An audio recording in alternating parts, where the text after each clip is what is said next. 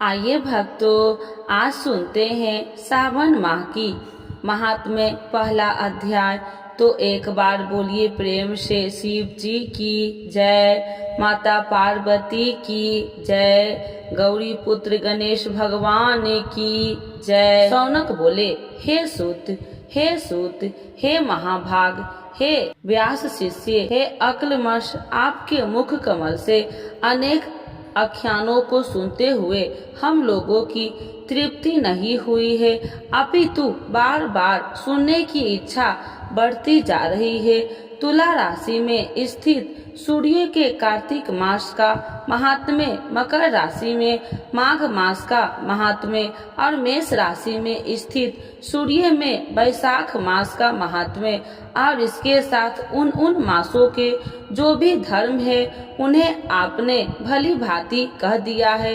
यदि आपके मत में इनसे भी अधिक महिमाय कोई मास हो तथा भाग्य प्रिय कोई धर्म हो तो आप उसे अवश्य कहिए, जिसे सुनकर कुछ अन्य सुनने की हमारी इच्छा न हो। वक्ता को श्रद्धालु श्रोता के समक्ष कुछ भी छिपाना नहीं चाहिए। सूत जी बोले, हे मुनियों, आप सभी लोग सुने, मैं आप लोग की वाक्य गौरव से अत्यंत संतुष्ट हूँ। आप लोगों के समक्ष मेरे लिए कुछ भी गोपनीय नहीं है। दंभ रहित होना, आशिकता, सठता का परित्याग, उत्तम भक्ति, सुनने की इच्छा, विनम्रता, ब्राह्मणों के प्रति भक्ति परायणता, सुशीलता, मन की स्थिरता, पवित्रता, तपस्वीरता और अनुसूया, ये श्रोता के 12 गुण बताए गए हैं। ये सभी आप लोगों में विद्यमान है। अतः मैं आप लोगों पर प्रश्न कर उस तत्व का वर्णन करता हूँ। एक समय प्रतिभाशाली सनत कुमार ने धर्म को जानने की इच्छा से परम भक्ति से युक्त होकर विनम्रता पूर्वक ईश्वर भगवान शिव से पूछा। सनत कुमार बोले, योगियों के द्वारा आराधनीय चरण कमल वाले हे महादेव, हे महाभाग, हमने आपसे अनेक व्रतों तथा बहुत प्रकार के धर्मों का श्रवण किया, फिर भी हम लोगों के मन में सुनने की अभिलाषा है। 12 मासों में जो मास सबसे श्रेष्ठ, आपकी अत्यंत प्रिय कराने वाला, सभी कर्मों की सिद्धि देने वाला हो और अन्य मासों में किया गया कर्म यदि इस मास में किया जाए तो वह अनंत फल प्रदान कराने वाला हो। हे देव, उस मास को बताने की कृपा कीजिए। साथ ही लोका अनुग्रह की कामना से उस मास की सभी धर्मों का भी वर्णन कीजिए। ईश्वर बोले, हे सनत कुमार, मैं अत्यंत गोपनीय भी आपको बताऊंगा। हे सुव्रत, हे विभिन्न नंदन, मैं आपकी श्रवण इच्छा तथा भक्ति से प्रसन्न हूँ। 12 मासों में श्रावण मास मुझे अत्यंत प्रिय है। इसका महात्म्य सुनने योग्य है, अतः इसे श्रवण कहा गया है। इस मास में श्रवण नक्षत्र युक्त पूर्णिमा होती है, इस कारण से ही इसे श्रावण कहा गया है। इसके महात्म्य के श्रावण मास से ही सिद्धि प्रदान करने वाला है, इसलिए भी यह श्रवण संज्ञा वाला है। निर्मलता गुण के कारण यह आकाश के सदृश है, इसीलिए नाभा कहा गया है। इस श्रावण मास के धर्मों की गणना करने से इस पृथ्वी लोक में कौन समर्थ हो सकता है, जिसके फल का संपूर्ण रूप से वर्णन करने के लिए ब्रह्मा जी 4 मुख वाले हुए, जिसके फल की महिमा को देखने के लिए इंद्र 1000 नेत्रों से युक्त हुए और जिसके फल को कहने के लिए शेषनाग 2000 जिह्वाओं से संपन्न हुए। अधिक कहने से क्या प्रयोजन, इसके महात्म्य को देखने और कहने में कोई भी समर्थ नहीं है। हे मुने, अन्य मास इसकी एक कला को भी नहीं प्राप्त होते हैं। यह सभी व्रतों तथा धर्मों से युक्त है। इस महीने में एक भी दिन ऐसा नहीं है जो व्रत से रहित दिखाई देता हो।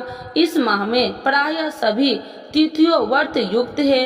इसके महात्म्य के संदर्भ में मैंने जो कहा है वह केवल प्रसन्नता मात्र नहीं है। अर्थो जिज्ञा सुओ भक्तों, अर्थ की कामना करने वाले, मोक्ष की अभिलाषा रखने वाले और अपने अपने अभिष्ट की आकांक्षा रखने वाले चारों प्रकार के लोगों, ब्रह्मचर्य, गृहस्थर्य, वानप्रस्थर्य, संसार आश्रम वाले को इस श्रावण मास के व्रतानुष्ठान करना चाहिए। सनत कुमार बोले, हे भगवान, हे सतम, आपने जो कहा कि इस मास में सभी दिन एवं तिथियां व्रत रहित नहीं है, तो आप उन्हें मुझे बताइए। किस तिथि में और किस दिन में कौन सा व्रत होता है, उस व्रत का अधिकारी कौन है, उस व्रत का फल क्या है, किस किस ने उस व्रत को किया है, उसके उद्यापन की विधि क्या है, प्रधान पूजन कहाँ हो और जागरण करने की क्या विधि है, उसका देवता कौन है, उस देवता की पूजा कहाँ होनी चाहिए, पूजन सामग्री क्या क्या होनी चाहिए और किस व्रत का कौन सा समय होना चाहिए। हे प्रभु, वह सब आप मुझे बतलाइए। यह मास आपको प्रिय क्यों है, किस कारण यह पवित्र है, इस मास में भगवान का कौन सा अवतार हुआ, यह सभी मासों में श्रेष्ठ कैसे हुआ और इस मास में कौन कौन धर्म अनुष्ठान के योग्य है। हे प्रभु, यह सब बताए। आपके समक्ष मुझ अज्ञानी का प्रश्न करने में कितना ज्ञान हो सकता है, अतः आप संपूर्ण रूप से बताए। हे कृपालो, मेरे पूछने के अतिरिक्त भी जो शेष रह गया हो उसे भी लोगों के उद्धार के लिए कृपा करके बताए। रविवार, सोमवार, भोमवार, बुधवार, बृहस्पतिवार, शुक्रवार और शनिवार के दिन जो करना चाहिए, हे विभो, वह सब मुझे बतलाइए। आप सबके आदि में अभिभूत हुए हैं, अतः आपको आदि देव कहा गया है। जैसे एक की विधि बाधा से अन्य की विधि बाधा होती है, वैसे ही अन्य देवताओं के अल्प देवता के कारण आपको महादेव माना गया है। तीनों देवताओं के निवास स्थान पीपल वृक्ष में सबसे ऊपर आपकी स्थिति है। कल्याण रूप होने के कारण आप शिव हैं और पाप समूह को हरने के कारण आप हर है। आप आदि देव होने में आपका शुल्क वर्ण प्रमाण है, क्योंकि प्रकृति में शुल्क वर्ण की प्रधान है, अन्य वर्ण विकृत है। आप कपूर के समान गौर वर्ण के है, अतः आप आदि देव है। गणपति के अधिष्ठान रूप 4 दल वाले मूलाधार नामक चक्र से ब्रह्मा जी के अधिष्ठान रूप 6 दल वाले अष्टावधान नामक चक्र से और विष्णु के अधिष्ठान रूप 10 दल वाले मणिपुर नामक चक्र से भी ऊपर आपके अधिष्ठान होने के कारण आप ब्रह्मा के ऊपर स्थित है। यह आपकी प्रधानता का व्यक्त करता है। हे देव, एकमात्र आपकी पूजा से पंचायतन पूजा हो जाती है, जो कि दूसरे देवता की पूजा से किसी भी तरह संभव नहीं है। आप स्वयं शिव है। आपकी बाई जांघ पर शक्ति स्वरूपा दुर्गा, दाहिनी जांघ पर गणपति, आपके नेत्र में सूर्य तथा हृदय में भक्तराज भगवान श्री हरि विराजमान है। अत्र के ब्रह्मा रूप होने तथा रास के विष्णु रूप होने और आपके उसका भोक्ता होने के कारण, हे ईशान, आपके श्रेष्ठ वक्त में किसे संदेह हो सकता है। सबको विरक्त की शिक्षा देते हुए आप श्मशान में तथा पर्वत पर निवास करते हैं। ऐसे महर्षियों ने कहा है, जगत का संहार करने वाले हलाहल को गले में किसने धारण किया। महाप्रलय को कालिंगन को अपने मस्तक पर धारण करने में कौन समर्थ था। संसार रूपी अधकूप में पतन के हेतु कामदेव को किसने भस्म किया। आप ऐसे हैं कि आपकी महिमा का वर्णन करने में कौन समर्थ है। एक तुच्छ प्राणी मैं करोड़ों जन्मों में भी आपके प्रभाव का वर्णन नहीं कर सकता, अतः आप मेरे ऊपर कृपा करके मेरे प्रश्नों को बताए। इस प्रकार श्री स्कंद पुराण के अंतर्गत ईश्वर सनत कुमार संदाव में श्रावण मास महात्म्य में पहला अध्याय पूर्ण हुआ।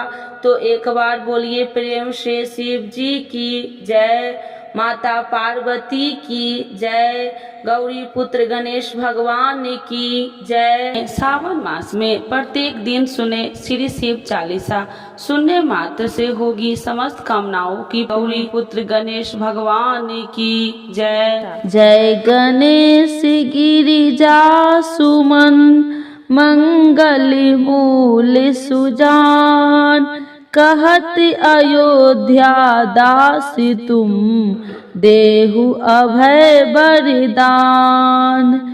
जय गिरिजापति दीन दयाला, सदा करति संतन प्रतिपाला। भाल चंद्रमा सोहतनी के, कानन कुंडल नाग फनी के। अंग गौर शिव गंग बहाए, मुंड माली तन छार लगाए। बस्ती खाली बागंबर सोहे, छवि को देख नाग मन मोहे।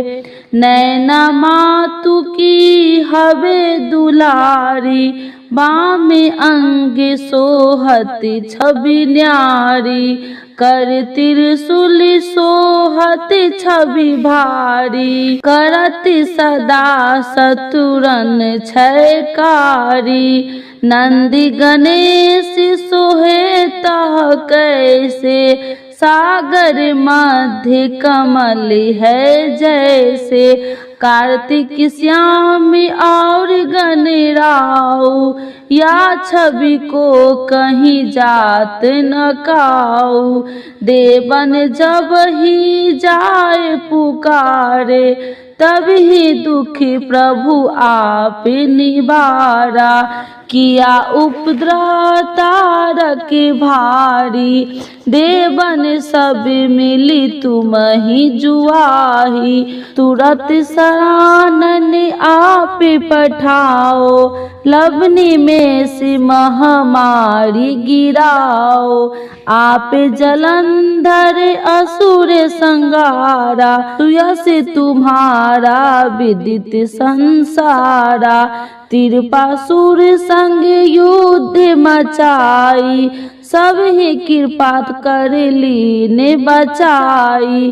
किया तप ही भागीरथ भारी, पूरब प्रतिज्ञाता सुपुरारी। दिनन मह तुम सब को नो नाही, सेवक स्तुति करत सदाही। वेद माही महिमा तुम गाई, अकथ आनंद भेद नहीं पाई। प्रकृति उदति मंथन में ज्वाला, जरत सुरासुर भय बिहाला। किन्हीं दया तह करी सहाई, नीलकंठ तब नाम कहाई। पूजन रामचंद्र जब किन्हा, जीत के लंक विभीषण दिन्हा। सहस कमल में हो रहे धारी, किन्हीं परीक्षा तब ही पुरारी। एक कमल प्रभु राखहु जोही, कमल नयन पूजन चह सोई। कठिन भक्ति देखी प्रभु शंकर, भय प्रसन्न दिए इच्छित वर।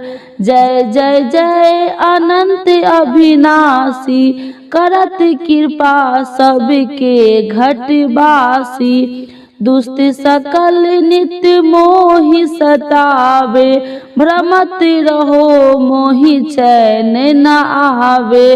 त्राहि त्राहि मैं नाथ पुकारो, यही अवसर मोहि आने उबारो।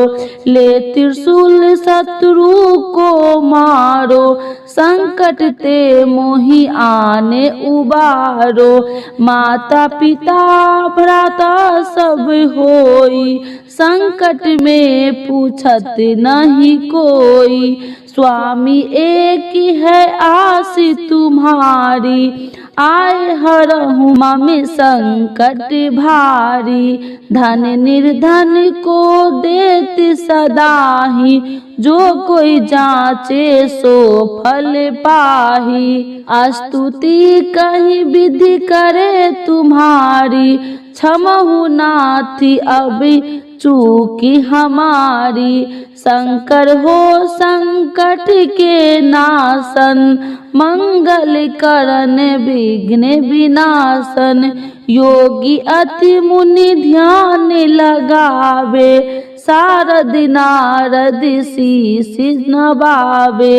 नमो नमो जय नमः शिवाय, सूर्य ब्रह्मादि की पार न पाया। जो यह पाठ करे मन लाई, तापर होते है शंभु सहाय। ऋणिया जो कोई हो अधिकारी, पाठ करो सो पावनहारी। पुत्र होन कर इच्छा जोई, नीचे शिव प्रसाद ते ही होई। पंडित त्रयोदशी को लावे, ध्यान पूर्वक होम करावे। त्रयोदशी व्रत करे हमेशा, ताके तन नहीं रहे कलेसा। धूप दीप नैवेद्य चढ़ावे, शंकर सन मुख पाठ सुनावे। जन्म जन्म के पाप नसावे, अंत धाम शिवपुर में पावे। अयोध्या दास आस कहे तुम्हारी, जाने सकल दुख हरहूँ हमारी। नित्य नेम उठहि प्रातः पाठ करो चालीसा, तुम मेरी मनोकामना पूर्ण करो जगदीशा। मगशिर छवि हेमंत ऋतु, सावन 64 जान। स्तुति चालीसा शिव ही, पूर्ण किन कल्याण। शिव जी की जय, भोला बाबा की जय। आरती शिव जी की। ओम जय शिव ओमकारा, स्वामी जय शिव ओमकारा। ब्रह्मा विष्णु सदा शिव, अर्धांगी धारा। ओम जय शिव ओमकारा। एकानन चतुरानन पंचानन राजे, स्वामी पंचानन राजे। हंसासन गरुड़ासन, विषवाहन साजे। ओम जय शिव ओमकारा। दो भुजी चारि चतुरी भुजी, दसी भुजी अति सोहे। तीन गुण रूप निरखिते, तिरुवन जन मोहे। ओम जय शिव ओमकारा। अच्छी माला वनमाला, मुंडी माला धारी। स्वामी मुंडी माला धारी, त्रिपुरारी संकारी। करी माला धारी। ओम जय शिव ओमकारा। श्वेतांबर पीतांबर बाघांबर अंगे, स्वामी बाघांबर अंगे। सनकादिक गरुणादिक, सनकादिक गरुणादिक भूतादिक संगे। ओम जय शिव ओमकारा। करके मध्य कमंडल चक्र त्रिशूलधारी, स्वामी चक्र त्रिशूलधारी। सुखकारी दुखहारी, जग पालनकारी। ओम जय शिव ओमकारा। ब्रह्मा विष्णु सदा शिव जानत अविवेका, स्वामी जानत अविवेका। मधुकैटभ दौ मारे, मधुकैटभ दौ मारे। सुर भयहीन करे। ओम जय शिव ओमकारा। लक्ष्मी सावित्री पार्वती संगा, पार्वती अर्धांगी शिव लहरी गंगा। ओम जय शिव ओमकारा। पार्वती सोहे पार्वती शंकर कैलासा, स्वामी शंकर कैलासा। भांग धतूर का भोजन भस्म वसा। ओम जय शिव ओमकारा। जटा में गंगा बहती है, गले मुंडन माला, स्वामी गले मुंडन माला। शेष नाग लिपटावती ओढ़त मृग छाला। ओम जय शिव ओमकारा। काशी में विराजे विश्वनाथ नंदी ब्रह्मचारी, स्वामी नंदी ब्रह्मचारी। नित्य उठी दर्शन पावती, नित्य उठी दर्शन पावती। महिमा अति भारी। ओम जय शिव ओमकारा। त्रिगुण स्वामी जी की आरती जो कोई नर गावे, स्वामी जो कोई जन गावे। कहत शिवानंद स्वामी मन वांछित फल पावे। ओम जय शिव ओमकारा। प्रभु हर शिव ओमकारा। भोला बाबा की जय, पार्वती माता की जय।